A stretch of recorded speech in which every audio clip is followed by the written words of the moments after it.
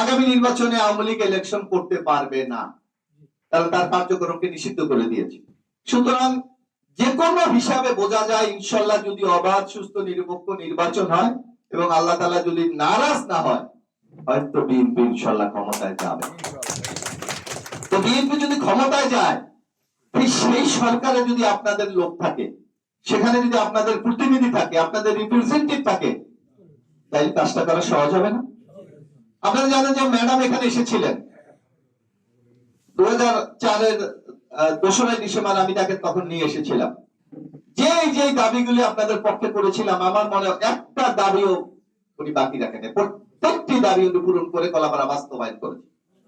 এবং আমার মনে পরবর্তীতে আওয়ামী লীগের আমলে যে কিছু কাজ আমাদের এখানে হয়েছে, আমার মনে হয় আওয়ামী লীগও বুঝতে পেরেছিল যে কম্পিটিশনে টিকতে হলে আমাদের উন্নয়ন করা ছাড়া কোনো বিকল্প নাই। সুতরাং এই যে উন্নয়নের অগ্রযাত্রাটা শুরু করে পথ নির্দেশনটা কিন্তু বিএনপি করে গেছে। এমন মানবিক নেত্রী আমাদের ছিল। এই যে 3টি ব্রিজ আপনি দেখেন পরবর্তী সময় নাম দিয়েছে অন্য নামে, কিন্তু ম্যাডাম এখান থেকে করেছে এবং 1 সপ্তাহের মধ্যে এটা একনেকে পাস করে দিয়েছে। তো সুতরাং যেই দাবিগুলি আমরা করেছিলাম প্রত্যেকটি দাবি বাস্তবায়ন করেছে। এটার একটা কারণ, ম্যাডাম একটা কথা এখানে বলেছিলেন, আপনাদের মনে থাকার কথা, এখানে ভিডিওতে আপনারা দেখেছেন, যে আপনারা আমার মোশাররফকে এমপি করবেন, আপনাদের সকল দাবি মেনে নেব।